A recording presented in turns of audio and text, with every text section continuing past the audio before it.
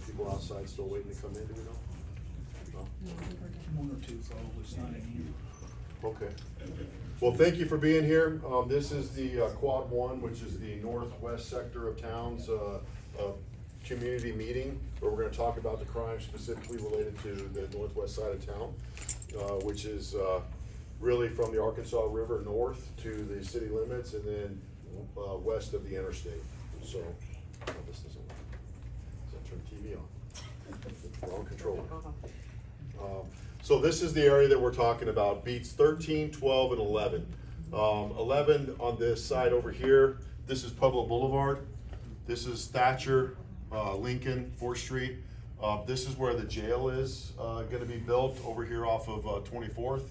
And then this is beat 11, which is the area that we're in.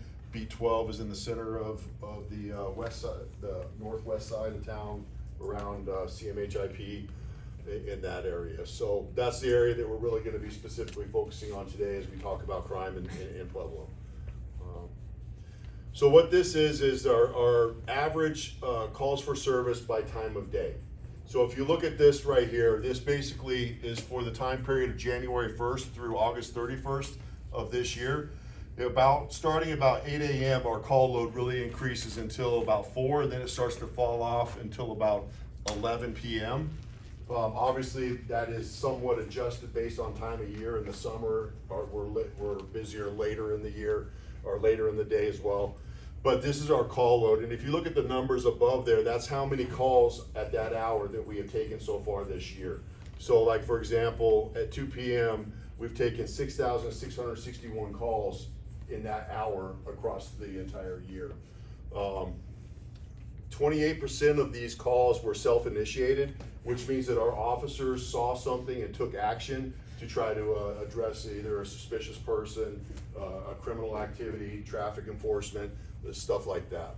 So it's not a call for service from a community member. So this is our total calls for service by day of week. So if you look like Friday, so far this year, across every Friday from January 1st to the end of August, we handle 15,167 calls just on Friday. You know, and you add all these up together and it gets a little bit more, it adds up pretty quick. So why are these two things important for us to look at as a police department? We look at day of week and time of day when we start looking at where we schedule our resources. It helps us to try to make sure that we have the highest level of manpower that we can during the peak hours of the day and during the peak days of the week. I got it.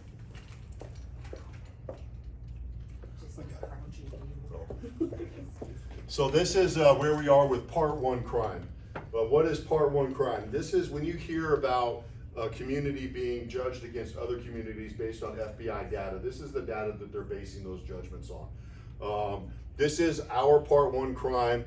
The left column is what type of crime we're talking about. So Part 1 crime comes in two varieties: persons crimes, a crime against a person, or property crimes, a crime against a thing. Obviously aggravated assault, homicide, robbery, sex assault are persons crimes. The other crimes, arson, auto theft, burglary, larceny, theft, are property crimes because it's over a thing. If you look at our crime this year, which is this column here, in these categories compared to our crime this year, we are down 9% overall. There are some areas where we are up, definitely. Aggravated assault, we're up 8% over last year. Sex assault, 8%. In the other categories, we are down over where we were last year. Auto theft is down 23% this year compared to last year. And again, these are from January 1st to August 31st numbers. So what does this mean to me as the chief, you might ask? This doesn't mean that everything's hunky-dory, we're down 9% and we're happy with where we're at and we have no other work to do. We still have a lot of work to do. I mean, 2,300 theft cases this year, that's a lot of theft, and it's still something that we are focused on and trying to address. You know, 15 homicides, it's actually 16 now, but this time last year we had 21 homicides. So we are down in homicides. Where we are struggling is with aggravated assault. Sex assault, There's a lot of interesting things that have happened this year that have increased our numbers. One of them relates to a person that was released from a mental facility back into the community that's made multiple reports of sex assault. We have to take all of those reports. So we look, and I've had our crime analysts look multiple times throughout the year to see if there's something we're missing related to some kind of pattern of sexual assault, and we are not seeing any differences than what we saw last year. What is also important to note that last year, the year before, and this year are historic lows for the number of sex assaults that we've had. So although we're seeing an increase, historically we are much higher in our sexual assault reports than we actually have been over the last 3 years. So that while that increase is not good, it's well below what our historic numbers are in sex assaults. So we're focusing on the aggravated assault area. Aggravated assault includes drive-bys where there's a person in the house. It's like it's an attempted murder, so that would be an aggravated assault. There's also the shootings, assaults, physical assaults that are happening. So we're focusing on those areas and trying to make arrests that directly impact those particular crimes. So, okay, I'm sorry, I didn't mean to get that. So, one of the things that we've been able to bring online this year, we brought it online in July, is our real-time crime center. How does the real-time crime center work and what does it do? We put out a press release last week or the week before regarding a incident that happened on the lower east side, where we had initially a shot spotter report. And if you don't know what a shot spotter is, it's our gun detection system. So when a gunshot is activated in the area covered by shot spotter, which does include the east side, it sends an alert to our officers, our dispatchers, so that we can try to respond as quick as we can. We get a shot spotter alert. The suspect, by the time we get on scene, the suspect had left. We didn't have any witnesses at the time. We ended up collecting some brass from where the shot happened, shell casings from the gun. About an hour later, we get a phone call from the Dollar General. They report that the guy that had shot the gun earlier was back at the store. Well, we had camera systems set up down in that area that were feeding into our real-time crime center. And we were able to identify the person as he left the store, and we were able to direct officers into where he was at, make a safe arrest, and take that gun. He had the gun in his possession. We had the shell casing. The case went to court. He pled guilty and got 8 months in county jail for the prohibited discharge of a weapon. He wasn't shooting it at anybody that we could prove. So that was a charge we had. So that's the kind of thing that the real-time crime center can do.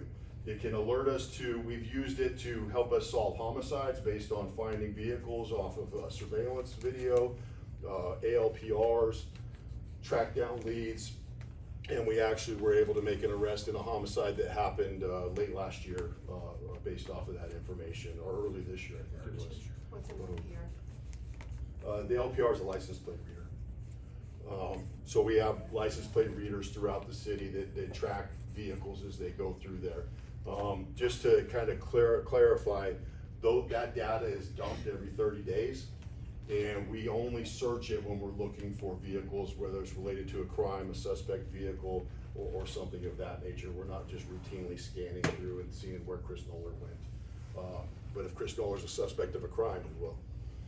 So that's kind of how we use that data. And again, if it's not evidence in a case, we dump it after 30 days. Most cities, that's 60 to 90 days that they retain that data. If it is evidence in a case, we retain it forever, related to that particular vehicle or person. So, next. So recruiting and retention, I am super excited about where we're at right now. We have so far this year hired 30 officers. We just hired 4 more yesterday. We've hired 30 officers this year, which is the most officers we've hired in the last 4 years. I think it's actually going back to 2019. Part of the reason why we're able to bring that on is the mayor changed a lot of things with how civil service works in the hiring process, which allows us to operate multiple lists. And if you don't know anything about civil service, usually what happens is you take a test and you can't take another test until everybody on that list has either been denied be hired or has been hired on the list. So this allows us to run multiple lists. So right now, we literally have 4 different lists that are running, maybe 5. We have 2 lists that are running for an academy that's gonna start in November, which is the 4 of those people we hired today. Or yesterday, I'm sorry, the 4. And we hired them in a mentorship program. That's another change the mayor allowed us to do, was hire these individuals. As soon as they clear all their stuff, we hire them. So they're on the hook, they're working in our building. They may not be in the academy yet, but we use that opportunity to assign them to detective bureaus, have them go do ride-alongs, talk to them about, do mentoring with them, talk to them about the process and what they're gonna be facing as they go through the academy. So we have another list for that November academy that next Tuesday I'm gonna be making selections off of to see who we hire. So we're hoping to get about 10 people in that academy in November. We are also doing a hiring process for an academy that will start in January at PCC, one too many C's. So that process, we had 118 people apply, 52 people showed up to take the test, 28 passed the test.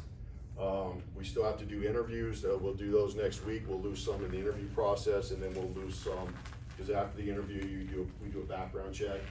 We do a polygraph exam, which is a lie detector is what the common name for that is. We do a psychological pre-screening, a job suitability questionnaire is called. And then we do, then they'll come to me to decide who we're gonna hire based on that information. We give them a conditional offer, and then they still have to go to a psychologist and speak to a psychologist, and then pass a medical background. And then they'll come on the department. So we have 8 officers in our academy that will graduate in November. We have 5 officers in PCC's academy that will graduate in December. And we have 6 officers in the FTO or the PTO program. All 6 of them should be done with that program by the end of October. So right now we've got 23 people in the pipeline, in the training pipeline at some form. They've either just been hired or they're getting ready to complete our field training. So it sounds great, right? I got 189 bodies. Here's where the problem is. We are a crock pot profession, and I'm in a microwave world. So we have to train those people, and it takes about 48 weeks to train an officer. How many weeks are in a year? 52. 52. So it takes about a year for them to really count as an officer on the street by themselves. So while we have 108 bodies, and I'm very thankful for that, and we're hoping to increase that number as we move into 25, I only have 158 officers that are working. So for some perspective on where we're at as a department, everybody familiar with Greeley? All right, Greeley's north of here. They have 109,000 people roughly that live in the city of Greeley. We're at about 110,000, very close. Their annual call load, their calls for service last year were 78,000 calls for service. We had 144,000 calls for service. Greeley PD, I checked today before I came down here, they have 158 officers to handle 78,000 calls for service. Do you remember how many officers I told you I have working right now? 154. 158, close. Exact same number as Greeley, and twice as many calls for service. So you're still woefully understaffed. We are. We're moving in the right direction, but I bring that up not to sound doom and gloom. I'm very optimistic about where we're headed. But I gotta set realistic expectations on what we can do. If we're handling 2 times as many calls for service with the same number of cops as Greeley is, and they're handling half of our call load, I cannot be all things to all people. I cannot be everywhere doing everything. I can't deal with all things at the same time. So what I have found myself, if I was honest and people asked what I did for a living, I would tell you I'm a juggler. Because what I do is I show up at work and I talk to my command staff about what's going on. I look at the complaints we get from the community and I try to prioritize what's important today.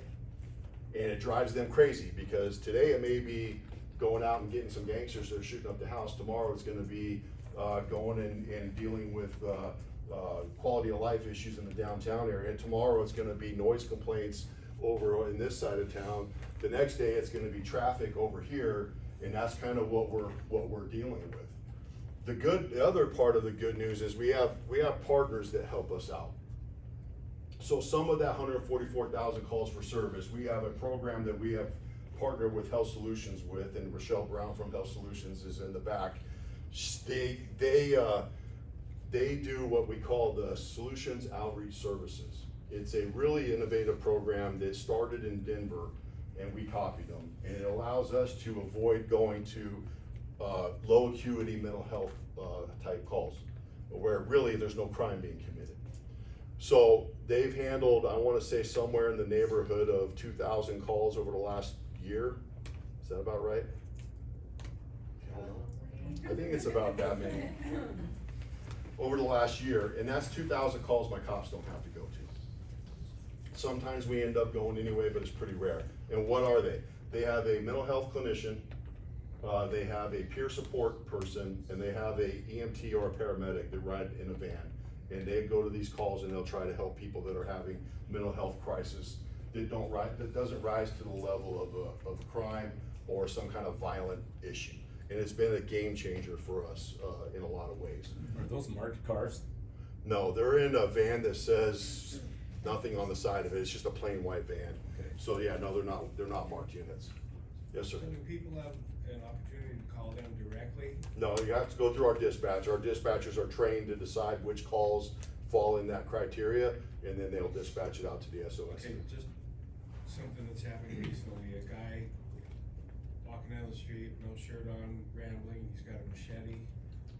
Is that? You know- They won't go to a guy with a machete running around in the street. We'll go to that one. Okay. Because of the obvious chance for problems, but if it's just, believe it or not, naked people running in the streets is not that uncommon anymore. So they'll go to just the plain old naked person maybe, but if they're armed with weapons, we have to go to that. So did you have something to add? No. No? Okay. It left my mind. Okay. So anyway, that helps us out. We also have our CIT, individuals with Health Solutions as well. They're Health Solutions employees that ride with our officers throughout their shift for, I'll be with you in a second, for the higher acuity things, so that if we have somebody that's barricaded in a house with a gun that's having a mental health crisis, sometimes if they're available, we'll have them up there to talk. Suicidal people that have weapons and they're being suicidal, they'll show up for those. They're also there to help us when we have, SOS tied up on a call and we have some other stuff that we're dealing with mental health wise. So that program has been around since about 2014 or 15, and it's a really good program. I think we have 4 individuals that ride with our officers throughout the week, and it's been a really big help. Yes, ma'am. Do you know how many partners and programs like this are available in Greeley? Is the comparison? As far as I know right now, for the SOS program, it's us in Denver in the state of Colorado that have it. CIT or co-responders is another term for it. I don't think Greeley has that. And again, we're talking if over the last year, SOS has handled 2,000 calls, we're still have 142,000 calls for service we're dealing with. So it's not a huge difference between, it wouldn't get us down in the neck of where Greeley is with their call load and their officers. With a couple other teams that we have out there that are doing specialized stuff to address specific types of crime. We have our traffic unit, which we have 5 officers in our traffic unit that get out there and handle traffic complaints as often as we can. They also handle every fatal and serious bodily injury accident that we have. They come out on call if we have a fatal accident like we did the other night over here at Highway 50 in Wills. They handle that motorcycle accident. They will do traffic enforcement in different parts of town as they have the ability to do that. We have our impact team, which is a team that it's like a team that tries to address gang violence and gang crime out on the street. So we formed that unit in May of this year. And so far this year, they've had an incredible impact. They've taken a number of guns off the street, drugs, arrested several people related to drive-by shootings and other incidents. Then we obviously have our criminal investigations division, which is our crimes against persons, homicide, major crimes, which has 5 detectives. And over the last 3 years, 8 months, 9 months, they've handled 107 homicides, I think. That 5-member team. We have our crimes against our property unit, which is 3 detectives right now, and they're the ones that are making the big impact on the auto theft. One thing that helped us with the auto theft was the change in the law. Prior to last year, auto theft was a value-based crime, which means if I stole a car that was worth less than $2,000, it was a misdemeanor. So we couldn't even take those people to jail. Now it is back to just a strict, I can't remember the term for it. If you commit the crime, it's a felony. Strict liability crime. So if you commit the crime, it's a felony. So it's back to being a felony, which I think has also helped us lower the number of auto thefts that we have. And statewide, it's lowered the number of auto thefts that we've had. What is amazing is if there's consequences attached to committing a crime, it generally will help drive crime down. It doesn't seem like rocket science to me, but to some it is. So the crimes against persons unit, those 3 officers or detectives do all the property crime cases, whether it's a fraud, whether it's auto theft. They may not take the initial report, but if there's in-depth investigation that has to happen, those 3 guys do that. We also have a special victims unit which investigates crimes against children, crimes against the elderly, domestic violence, and those 3 detectives handle all of those crimes for the city of Pueblo. But those 3 are very busy. There ain't nobody in my department that's sitting around looking for work, I can tell you that. Yes, sir. So, there's been immigrant resettlement programs, they've been put in hotels, the federal government been putting a bill. Okay. I noticed there's 2 hotels north of Pueblo, new hotels. Do we anticipate any resettlement programs coming into Pueblo? Not that I'm aware of. I don't know of any programs like that are happening now, or any that are planned to be happening in the future here in In Pueblo. this area? Yeah, I can't tell you what's going on anywhere else. For example, Springfield, Ohio. Yeah, you're gonna see a lot of stuff that, I saw a bunch of stuff come out the other day. These people taking pictures that say they're dropping them all off at Sam's Club. Oh, don't you have anything that shows at that Sam's Club? You see a bunch of, look like me homeless people's hanging out somewhere, but you couldn't tell the background. So people just start posting stuff and everybody starts believing it, so. So, if new people in town or not, I think Pueblo has a driving skills issue where they might, driving skills, where you're not supposed to switch lanes when you take a corner, you stay in your right-hand lane, protecting a right-hand turn. But people don't seem to know these things. Is there any effort, do you think, to train citizens on these sorts of things? Yeah, I think the state of Colorado has some stuff when you get your license that you have to study and pass in order to get a driver's license. I think there's also, I think every so many years you have to retake the test related to that. I don't have time to train drivers. I gotta train the 158 that work for me. Right. So I don't know of any other efforts outside of those 2 to train drivers in Colorado. I know State Patrol oftentimes will put out different tips related to that kind of thing. And they do a lot of outreach type stuff. We used to go out to the schools and talk to the students about driving. We used to hold if you got a ticket with so many points back in the old days, we would put a class on that you had to attend to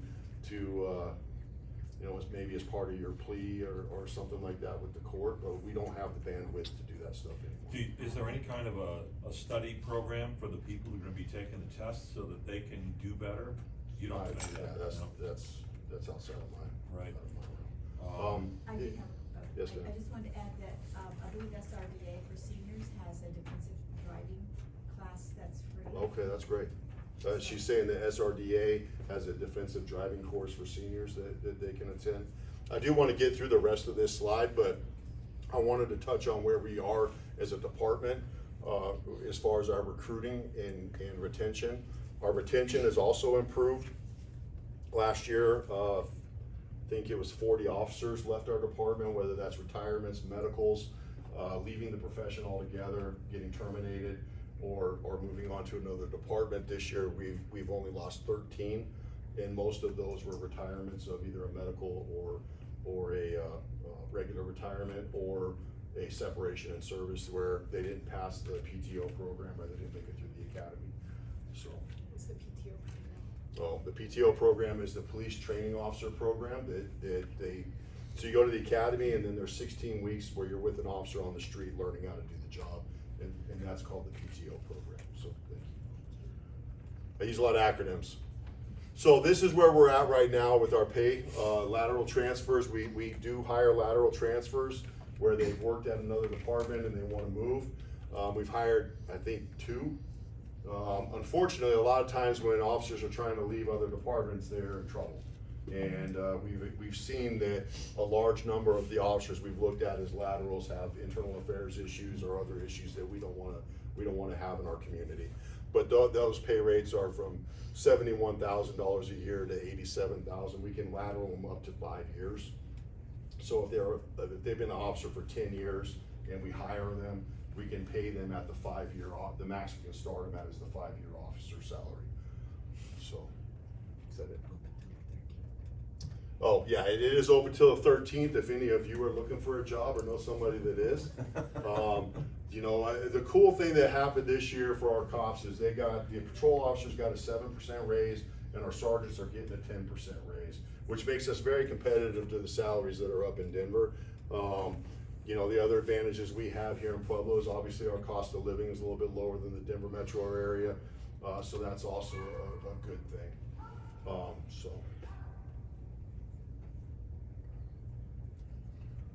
So we're going to talk specifically about calls for service here in what we call Quad 1, the northwest sector, where beats 11, 12, and 13 are. So these are the top 10, I think, calls for service types that we get in this area or have gotten. And that number is ranked based on the number of calls that we've received. So abandoned 911s is the biggest call in the entire community that we get. If we run a report, every time, hands down, the number 1 call for service we get is abandoned 911s. So what's an abandoned 911? Anytime you call 911 and hang up the phone, it's an abandoned 911, and we are obligated by law to call you back. And if you're in a structure, we're obligated by law to go visit you and make sure you're okay. So what I would encourage you to do is if you ever call 911 for something and the phone's ringing and ringing and ringing and ringing, just wait.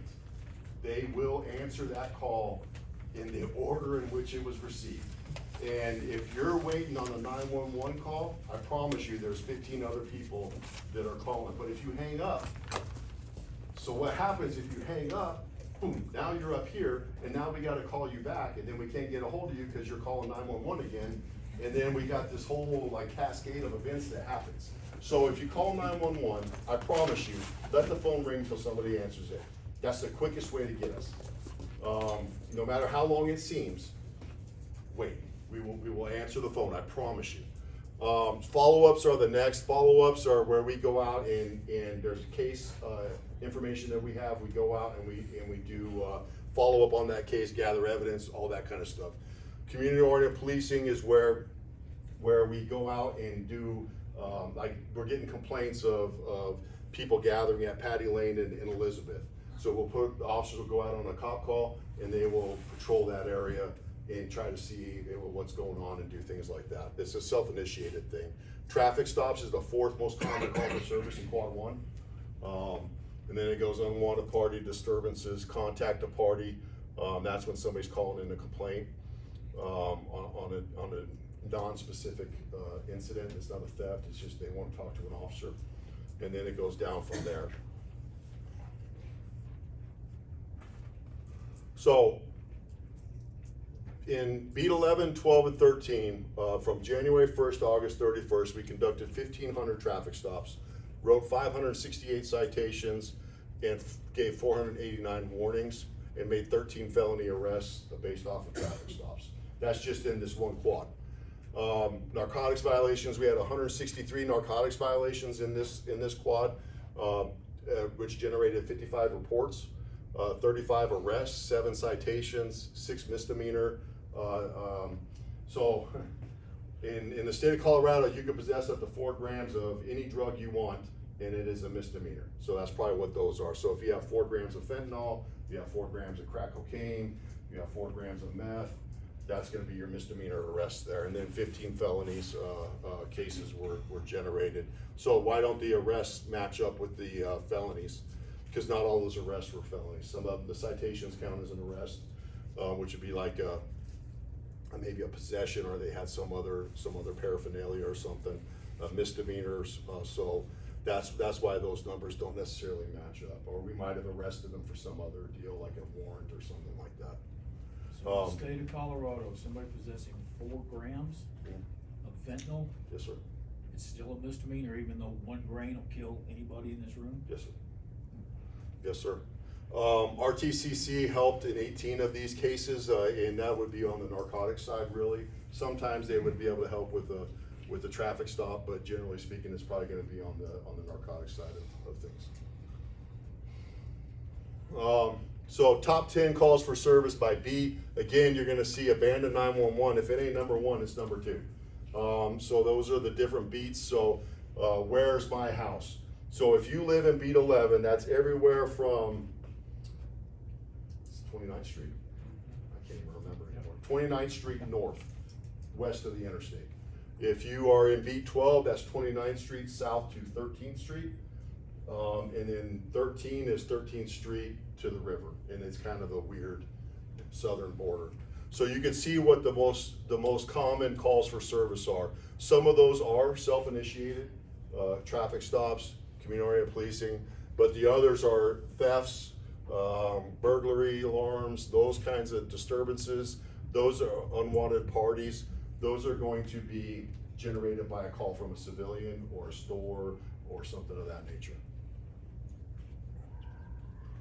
So Pueblo Police to Citizen, or P2C as we call it, is our online reporting system.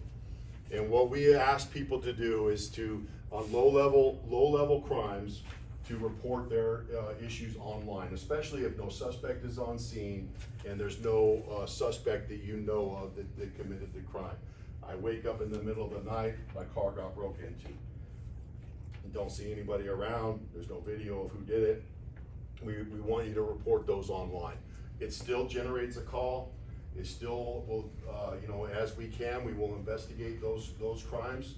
And if a suspect's identified later, then we can change the status of that report and investigate the case that way. So you can reach P2C at pueblo.policetocitizen.com, and it's up there if you want to write it down or take a picture of it with your phone. Our non-emergency line, which if you're not having an emergency, we ask that you use that number, is 719-553-2502. If you're not sure, call 911. But it's usually for the most part, it should be pretty clear whether it's an emergency or not. Questions. I went over a lot. I talked about a lot of different things. So what are the other questions that we have in the room? Yes, sir. My son-in-law, is a nighter, Is it what? a night owl. Okay. So he'd be awake during your 3rd and 4th watch. Okay. Went out into the parking lot to investigate somebody banging a subwoofer at 3 o'clock in the morning. Shined a flashlight at him and promptly got shot at over a dozen times. We found a dozen bullet strikes on his house. He literally lives 150 feet away from me. You can tell I'm an ex-cop. We haven't heard any follow-up. Did you guys call? Oh, yeah, you sent, Did we have officers out? you had 3 officers out. I Okay. presume they policed the area for shell casings. Right. But we've heard no further follow-up about have you found any suspects or anything of that nature. Okay. This is the city, right? This is just north of 29th, it's in Quad 11. Or Patrol Sector 11. Right. Right, so here's what happens a lot of times in those shots fired calls is what we call them. A shooting, shots fired is when bullets fly but nobody got hurt. And a shooting is where an individual get hurt, and a homicide is where they die. Had he So not that's how been we. Scrambling and fast, he would've probably got I'm hit. not saying that he wasn't in danger of being shot or killed, but I'm just trying to explain how we differentiate those calls. So a lot of times what happens when we find those shell casings, we submit them to what's called NIBINs, National, no, it's not NIBINs, it's NIBINs, yeah, National Ballistic something or other. They are able to identify shell casings from multiple shooting scenes. And eventually, if we seize the gun, they can tie those shell casings back to a gun. So we are heavily involved with that through one of our officers who's an ATF task force officer. So sometimes what happens is we don't have a whole lot to go on. We might collect video that shows a car leaving, which is helpful. Then at the next shooting case, we might find more shell casings and then find a different vehicle that showed up in that one. But eventually what happens in a lot of these cases after several months is we're able to string several shootings together and pin them on one individual. So the problem is it takes time for us to do that. It takes time, it takes our ability to maybe contact the individual, seize a gun, figure out where it was, that kind of thing. So you may not hear anything for a while. That doesn't mean we're not working the case. It's just a matter of we have to have the evidence to string back to assign to a person as being responsible and have probable cause to make an arrest. I understand investigations take a long time. I was this close to being an OSI agent, so I know. Do you have a victim's advocate, somebody that can come and talk to my son-in-law and maybe help him with some psychological counseling, because he has literally refused to leave his house since this happened? Well, we don't. The DA's office has a victim's advocate, but they usually don't get involved until a case is filed. There's different services throughout the community that can help him with mental health needs. I think Health Solutions is a perfect example of an opportunity there. Obviously, ACOVA, which is a statewide victim advocate group, may have some resources for him. And I think that's where law enforcement gets a little bit of a bad rap. I mean, our main focus is I'll tell you what our mission of our department is to reduce crime and increase the quality of life for the citizens of the city of Pueblo. And that's what we strive for every day. That's what we talk about every day when we're in roll call, when we're at command staff meetings, when we talk about our comp stat stuff. That's our focus, is to do those things. And we're not really designed for that aspect of what you're talking about, where it's more of the mental health, telling you how to get, maybe if you had something damaged, how to get that back. That's where victims advocates and ACOVA come into play.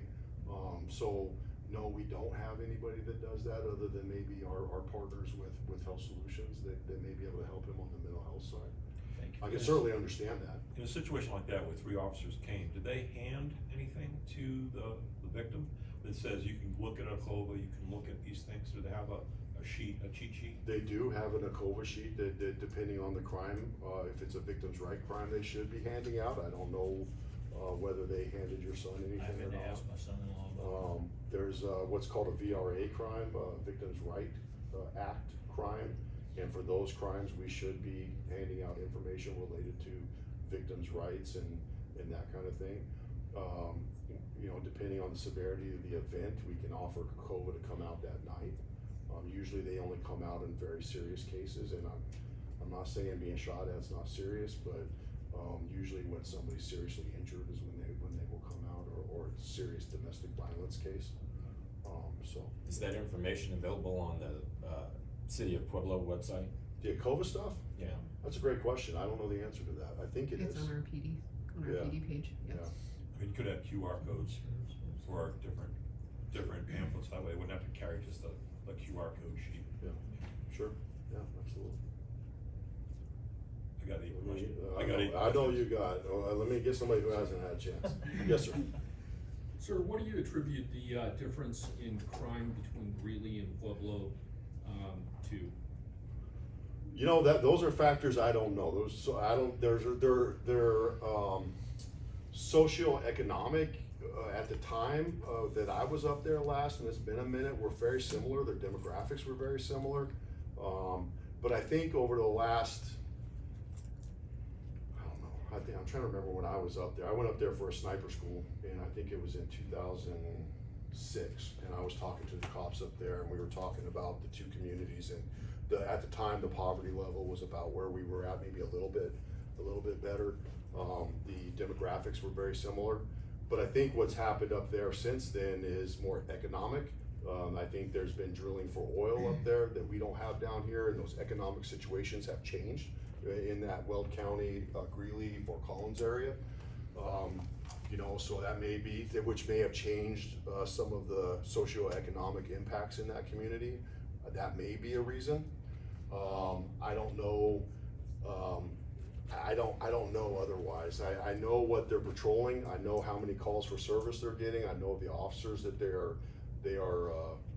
patrolling it with. It's like here. There's a lot of different things.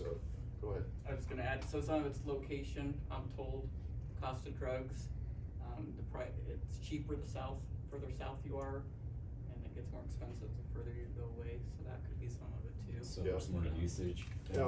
You know, maybe they have more resources up there than we do as far as mental health resources, drug rehab, you know, different resources in the schools.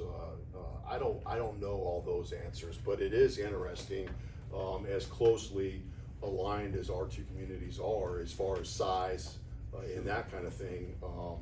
And the demographics, last I knew, were fairly similar. I think a lot of it does have to do with the economic situation up there with the, I think they were doing fracking and some other oil extraction that brought in gas, that kind of thing. It probably changed the dynamics of pay in the community and stuff like that. More money circulating. Yeah. Yes, sir. Yeah, just going back to the narcotics for just a minute, if you don't mind. Yeah. If you have less than 4 grams and an officer sees you using in broad daylight in public, gives you a citation, how many citations would it take to get an aggregate of crime that would be then a felony? On the same person. Infinity.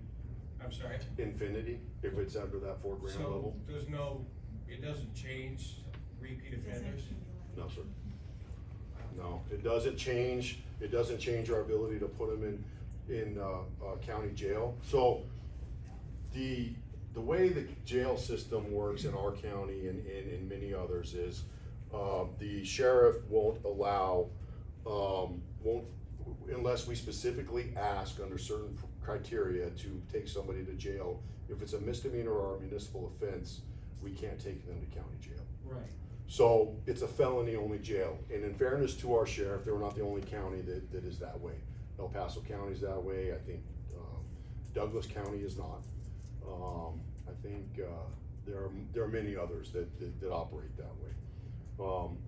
So what our officers end up doing is writing like tickets times infinity to individuals, which is not a great behavioral changer.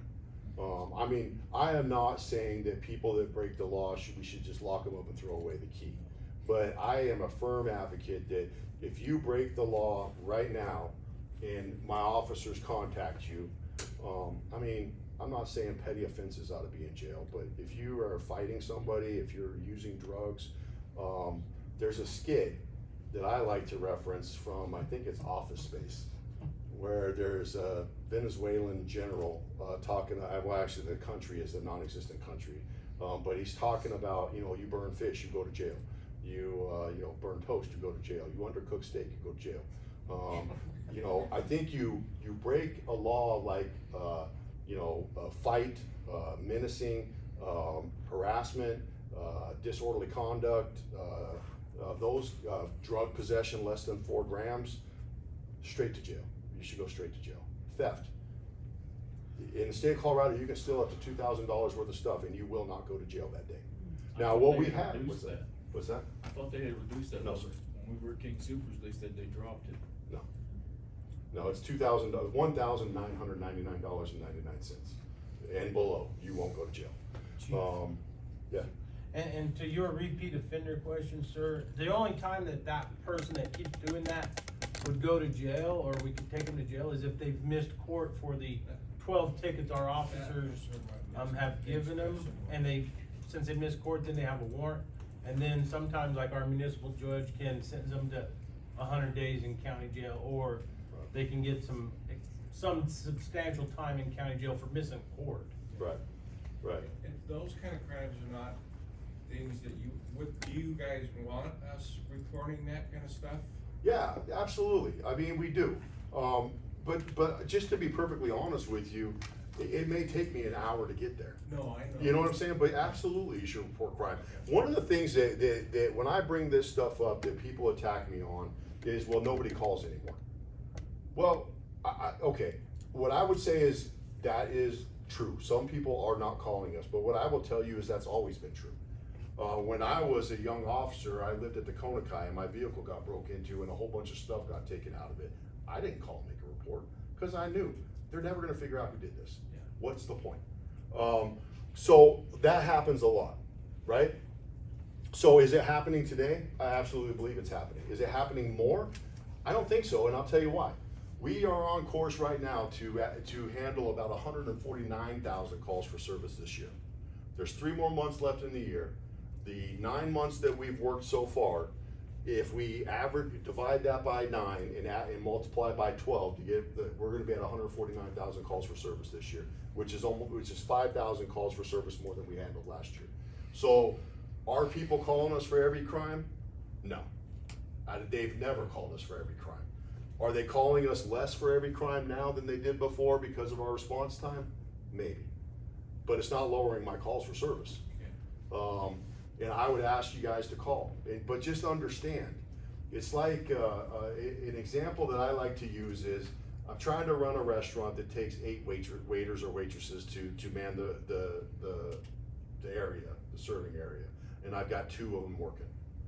And I can't serve as many people when that's the case.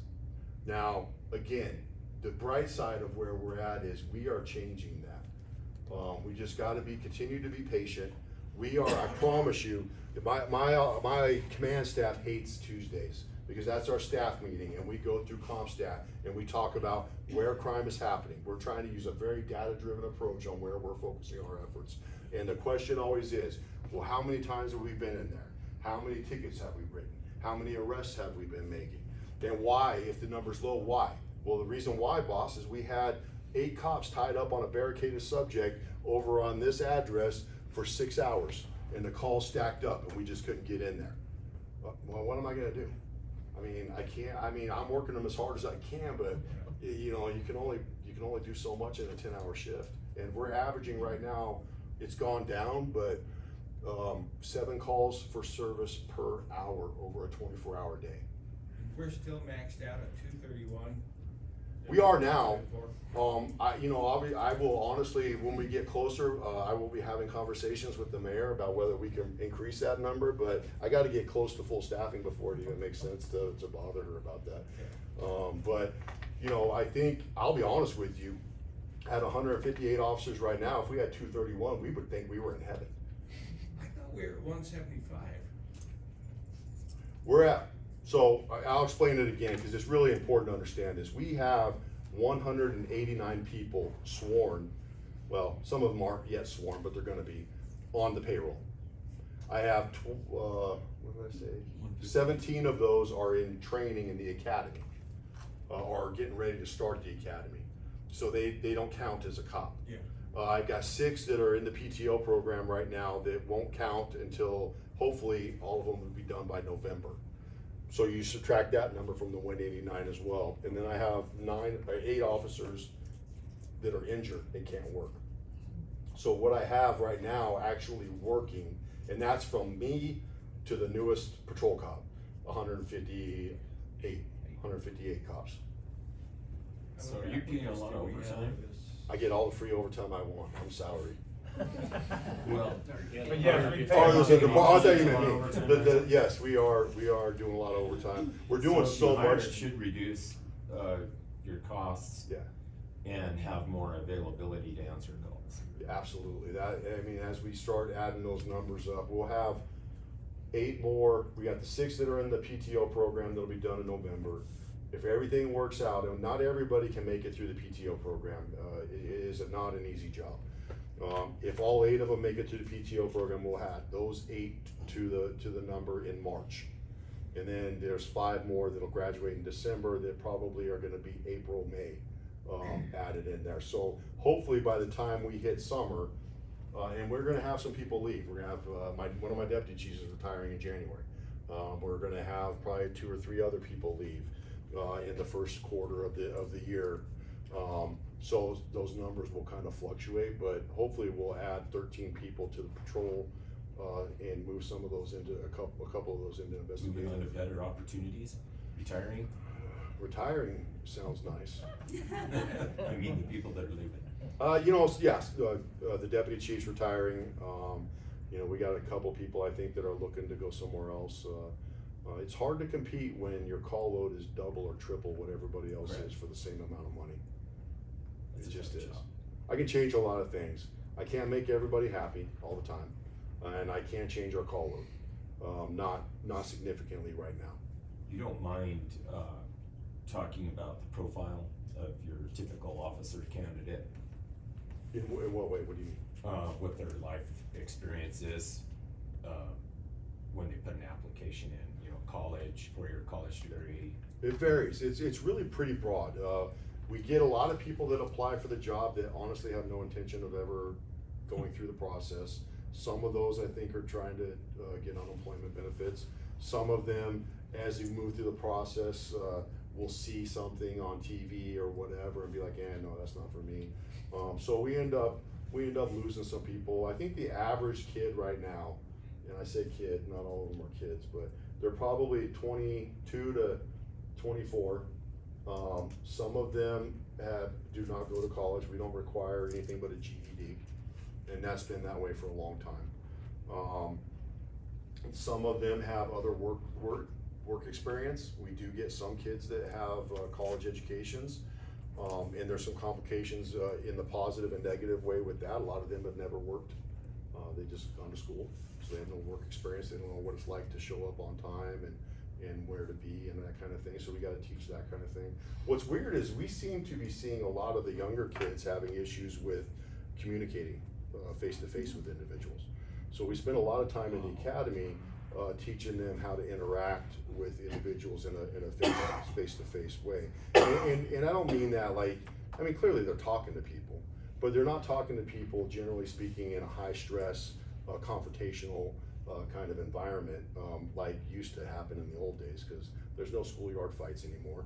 There's no incidences where a lot of them don't have that kind of interaction. So we're spending quite a bit of time in our academy teaching human interaction. That's a young age It is. for, such a responsible position. It is, absolutely.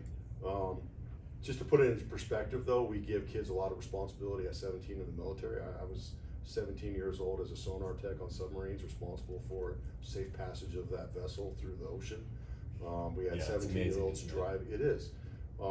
Now Colorado, you have to be 21 to be a police officer. There are some states back east where you can be 18. I'm not a big fan of 18-year-olds being cops. I started in the career field when I was 24, and it is difficult. Brain studies show that the judgment part of the brain really doesn't form until 28 years old, Yeah. where you're And I fully was judging. enforcing military law and federal law at the ripe old age of 18. We spend a lot of time teaching judgment, teaching de-escalation. We do a lot of real life scenarios, or not real life scenarios, but scenarios with them to get them reps in the academy, so that they're not having to make those judgments for the first time out on the street. But you can't account for every situation. Yes, sir. So, I've got about 4 or 5 questions. The first one is, do you have an estimate of the crimes not reported? Is there any way to do that? There's no, how do you report something? Well, I don't know, I mean, I hear 12 shots group of six, it's 2:30 in the morning. There's no way I could tell you where it was, you know? I listened to it, I wrote the Yeah. time down, I don't I mean, know. if it's in a shot spotter area, I might be able to tell you how many. Okay, so what's the shot spotter size, cell size of the shot spotter, you know? It covers 3 square miles of the city. Okay. By the way, you would have to have a population base in your survey if you were gonna do this type of a study. And you would, usually that population base is. What I can 1,000. tell you is what So, shots weren't called into us is the only So thing. non-reported crime, There's no way. you'd have to have, a survey base of at least 1,000 people to do a Well, survey. even then, there's just no way of knowing, cause every area is different. I mean, there's no way I could tell you what didn't happen, what wasn't reported to us. And it'd be a randomized sample. The next question is about shift length. Would a shift length change help you in scheduling? And I know it's Yeah, it tough to could. get it through the union. It could, absolutely. I think, you know, it's hard Why are to. you guys laughing? Cause we've tried this already. You know, believe it or not, I don't just sit around hoping things get better. We approached the union about a shift change that I think would have helped us out a little bit, and, you know, as is their right, they said no. So we're dealing with it as we have, and there's no hard feelings. I mean, they have. No, I'm not saying their there is, role, but I have would it their help? mind. It would help. It could, Yeah. especially being as short as we are. Would it be as important as we became more fully staffed? Arguably, no. You could make an argument, I think, either way if we're at full staffing. Sir, you had a question? Yes, sir. So I understand that there's a potential that the Pueblo Rescue Mission may close. Their director quit yesterday, and I had a conversation with him today. With regard to the camping ban and the necessity to have shelter beds available to be able to enforce that. That's changed. Has that changed? Yeah, US Supreme Court ruled that we didn't have to have that. So I mean, you like will in be the able last to- 4 months. You will be able to enforce that then? Yes. Okay. I mean, again, to the extent that we have the opportunity to enforce it, given our call load and our manpower. Okay. I mean, that's kinda how I answer every one of those questions. We enforce those laws as we can. And our goal is to treat people with respect and give them the opportunity to move on without a citation. That's our goal. Are we talking about typically city property? Yes. Yeah, Okay. yeah. I have a question for Mayor Gray. Oh, yes. How quickly are we gonna be able to expand ShotSpotter and RTCC for the benefit of the entire town? Yeah, well, we actually just, received $1 million grant match from the state, and we have $1 million out of the city budget going to, match that grant, and so we're gonna be looking at a $2 million expansion with, potential drones and adding shot spotters and. Cause as I was just saying, I live in quadrant 11. Right. And we hear gunshots on a nightly basis. Yeah. ShotSpotter would do our quadrant a lot of good. Right. Yeah. Right, so yeah, what the mayor's talking about is, the potential of expanding that to another 3 square miles. 3 square miles actually covers a pretty broad area. And we're also looking at a new technology called drone as first responder, which it's the coolest thing. I just went up to Colorado Springs, yesterday to meeting with the chief up there, and they showed me their real-time crime center, and they have, drones as a first responder. And what it's allowed them to do is cut about, so far, they've only had it for, I wish I'd have wrote this stuff down. They've only had it for 4 months, something like that, and they've already cut like 2,000 calls for service because the drone can get up there and see. So if you remember, I don't know if you remember, but one of the big calls for service we have is suspicious vehicles, right? Well, a lot of times when we get there, there's nobody there because they've already left. So if we can fly that drone over there, see if that car's still there, and if it's not, we can cancel the officer and we can clear the call. We can also, in the event of like what happened at the Dollar General that I was telling you guys about earlier down on the east side, we can fly that drone overhead, and if that person got into a car, we could potentially follow that car. We could air information to our officers if we didn't have the camera there and the drone was overhead about what clothing description they're wearing. They showed me a video of a guy, there was some kind of deal where they were doing a repo at a gas station, and the tow truck driver shows up there, the lady who was getting her car repoed was sitting on the bar that hooks up the car and wouldn't get out of the way. The tow truck driver got out of the car and had a gun in his back pocket. He wasn't menacing her with it or anything. As far as I know, he was legally allowed to carry it. Open carry. Well, and I think he actually had a concealed weapons permit, but the drone was overhead, and it was able to tell the officers, hey, the tow truck driver got out of the car and it looks like he has a holster on his back. So just be aware. So it helps our officers know what they're getting into before they even get there. Helps them decide what kind of way maybe to approach. Do they need to back off? And it's absolutely incredible. The other thing the Real-Time Crime Center will let us do is we've actually partnered with D60, and now we're gonna have access to cameras in those schools. So God forbid we have an active shooter in there, we could potentially locate where that person is and send our officers in there even quicker than the old-fashioned way of trying to listen for the gunshots. And it sounds easy, but when you're in those buildings, and we've done demonstrations where you've got blanks going off, it echoes, and you can't necessarily tell where those shots are coming from. So the Real-Time Crime Center being able to tap into those videos and tell the officers, he's in room whatever, this is how you get there, and we can get there a lot quicker. So They it's, might see a flash in a window Yeah. on the drone. yeah. So, let me see if I mean, you've asked like 23 questions, so let me see if Yeah, others. it's number 8. Yes, ma'am. So, I'm just curious if you have any, insights into prevention programs. You know, is there anything promising in any of the other communities that are seeing reduced crime that we Yeah. might be looking at implementing here? Absolutely. Kind of stop the problem upstream. We're working on what we've seen is, I'm really good friends with Paul Payson, who was the chief in Denver. And they did a program where they did, believe it or not, this is crazy to me, but it's called nudge marketing. They do it all the time for other stuff. And what it does is it can help change behavior based on what you're seeing in your social media feeds. And this sounds crazy, but it worked in Denver. When they did testing up there. We're getting ready to implement that down here. So that's one outside of the box thing that we're doing. I think there's some other things that we're looking at as well. Crime prevention or community. I can't remember what it is. Some crazy acronym, but essentially what we're going to do is we've already had 2 or 3 meetings with community partners, law enforcement, about trying to do a really directed approach towards violent crime, where we sit down, we identify the top players in violent crime. We send them a letter from me, the DA, the sheriff, saying we have identified you and your group as being bad. I'm ad-libbing here, doing bad stuff in our city, violent crime, and we're letting you know that there are these resources available. But if you refuse to access those resources and change your behavior, we are coming for you. And so that's a thing that has worked, and I'm drawing a blank. I think it's up in Chicago. They also did it in Aurora. Thank you. Is that a certain age groups though? It is. Well, yes, it is, and I don't remember what those are. I think they're adults, and young juveniles. 13 to 21. I'm sorry. 13 to 21. Yeah, 13 to 21. That's why I bring all these people with me. They're much smarter than me.